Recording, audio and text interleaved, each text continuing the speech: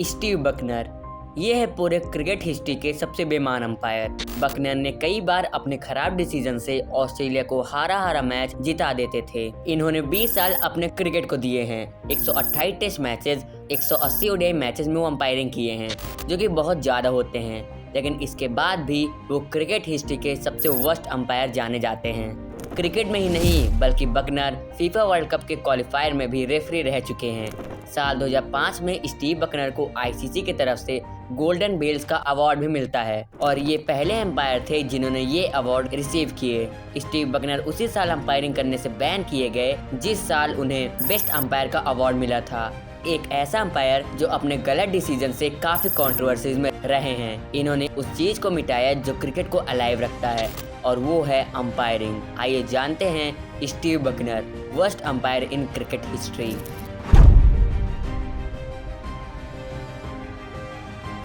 Steve Buckner ने 1989 में international में अंपायरिंग करना स्टार्ट किए। 2005 में इंडिया वर्सेस ऑस्ट्रेलिया मैच के दौरान ये मैच स्टीव बकनर का 100th टेस्ट मैच होने वाला था as a umpire. Second inning में सचिन अपने 35th टेस्ट सेंचुरी के पास ही आ रहे थे, तभी एक बॉल उनके बैट से मिस होती है। बॉलर भी हाफ अपील करता है और तो और कामरान अकमल भी बिल्कुल अपील नहीं करते क्योंकि दिख रहा था बॉल बैट पर नहीं लगा। लेकिन स्टीव बकनर सचिन तेंदुलकर को आउट दे देते हैं। इतना ही नहीं बल्कि स्टीव बकनर वो मैच बैड लाइट में भी कंटिन्यू रखे थे। आप खुद ही देख सकते हैं कि ये बॉल बैट से कितने दूर से गई है। इन सब के बाद सचिन तेंदुलकर कंप्लेन भी करते हैं लेकिन फिर भी बकनर कंटिन्यू रखते हैं। मगर ट्विस्ट तो यहाँ पे आता है, जैसे सचिन तेंदुलकर आउट हुए वैसे ही मैच को स्टॉप कर दिया जाता है ड्यू टू बैड लाइट। लेकिन उस टाइम पर डीआरएस ना होने के कारण सचिन आउट हो जाते हैं। ये सब चीजें यहीं पर नहीं रुकती। 2008 के बॉर्डर गावस्कर ट्रॉफी में कितनी कंट्रोवर्सी हुई थी, स्पेशली सिडनी टेस्ट में। इस मैच में जब ऑस्ट्रेलिया बैटिंग करने आती है तो हर एलबीडब्ल्यू शॉट पर नॉट आउट दिया जाता और जब इंडिया बैटिंग करने आती है तो हर अपील पर आउट दे दिया जाता, चाहे वो कैसे ही बॉल हो। इस बॉल को देखिए, जब रिकी पॉन्टिंग ने कैच पकड़ा तो साफ साफ दिखाई दे रहा था कि ये कैच नहीं है, लेकिन हमारे इस वीडियो के मेन कैरेक्टर स्टीव बकनर इसे फेयर कैच देते हैं। उस मैच में एंड्रयू साइमंड्स फर्स्ट इनिंग में 160 रन और सेकेंड इनिंग में 61 रन के शानदार पारी खेले, लेकिन दोनों ही इनिंग में सिमंड्स को 5 से भी ज्यादा बार जीवन दान दिए गए। न ही क्लियर कॉट बिहाइंड का डिसीजन दिया गया और तो और न ही एलबीडब्ल्यू के। सब कुछ ऑस्ट्रेलिया के फेवर में दिया जा रहा था। मगर ये सिलसिला शुरुआत नहीं था, बल्कि 2003 में भी सचिन तेंदुलकर को एलबीडब्ल्यू गलत आउट दिया गया।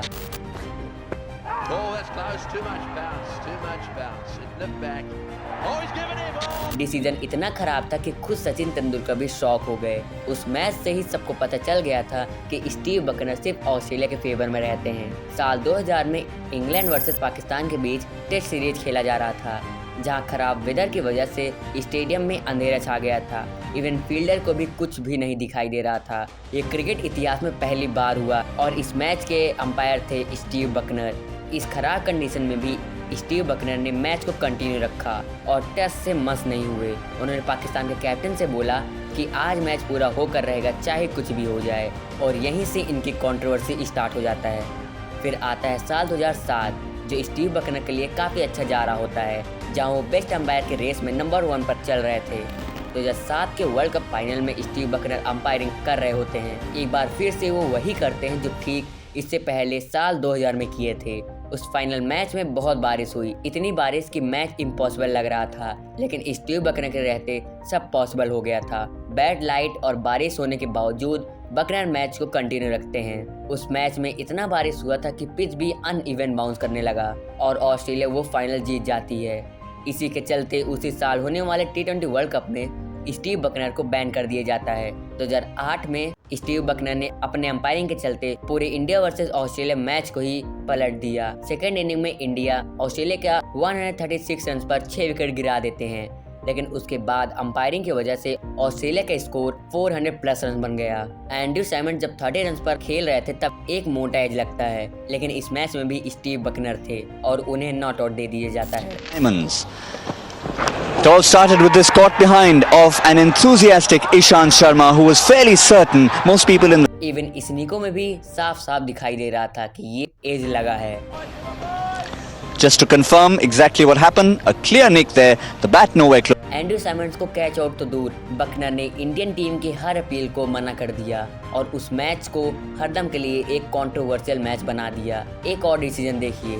To take India to an honourable draw, and here it was, absolutely nothing in it apparently, but the Buckner finger went up again, and the replay clearly suggesting that the bat was nicely hiding behind the pad, a little nick off the pads. इस ball पे साफ साफ दिखाई दे रहा है कि राहुल द्रविड़ के bat से बॉल नहीं लगा है, लेकिन ऑस्ट्रेलियन के इशारों पर नाचते हुए स्टीव बकनर इसे आउट दे देते हैं। इसके बाद एम एस धोनी के पैर से बॉल लगकर रिकी पॉन्टिंग के पास जाती है। ये साफ साफ दिखाई दे रहा था कि ये कैच फेयर नहीं है, लेकिन स्टीव बकनर थर्ड अंपायर के पास जाते हैं और रिकी पॉन्टिंग से पूछते हैं कि क्या ये कैच है, और पॉन्टिंग आउट कहने को कहते हैं। इस क्लिप को देखिए। He's asking the captain, did he catch it? And then he says, yes. Well, why don't you ask the batsman then? Here is a man who did not walk when he was 14, got down the leg side. ये match ऐसा लग रहा था कि कोई गली cricket हो रहा हो। यही सब के दौरान इंडियन टीम फ्रस्ट्रेट होकर अपना गुस्सा दिखाती है। हरभजन सिंह और एंड्रू साइमंड्स के बीच एक भयंकर लड़ाई हो जाती है, जिसे आज हम मंकी गेट कंट्रोवर्सी से जानते हैं। इस टॉपिक पर हमने सेपरेट वीडियो बनाया है, डिस्क्रिप्शन में लिंक है, जरूर जाके देखिएगा। इन सब के बाद बीसीसीआई भी आग बबूल होकर स्टीव बकनर को बैन करने की अपील किए। इतना कुछ हो गया था कि टीम इंडिया अगला टेस्ट मैच खेलने से ही मना कर दिया था। इसके बाद अगले टेस्ट से पहले स्टीव बकनर को सस्पेंड कर दिया जाता है। यही सब बताता है कि स्टीव बकनर कितने खराब अंपायरिंग किया करते थे। इनके ज़्यादातर डिसीजन ऑस्ट्रेलिया के फेवर में होते थे और इंडिया के अगेंस्ट। इन्हीं सब के बाद डीआरएस सिस्टम का इन्वेंशन किया गया, जिससे स्टीव बकनर खिलाफ हुआ करते थे। कहा जाता है अगर स्टीव बकनर ना होते तो सचिन तेंदुलकर के 5 से 10 सेंचुरीज और होते। स्टीव बकनर का नाम आज भी क्रिकेट फैंस के दिलों में है, लेकिन सिर्फ गलत डिसीजन की वजह से। उनके फैसले हमें याद दिलाते हैं कि क्रिकेट सिर्फ प्लेयर्स का खेल नहीं है, बल्कि अंपायर भी इसमें बहुत इंपॉर्टेंट रोल प्ले करते हैं। फिर साल 2009 में स्टीव बकनर ने एज अ अंपायर रिटायरमेंट ले लिए। तो कुछ ऐसे थे Steve Buckner. Thanks for watching.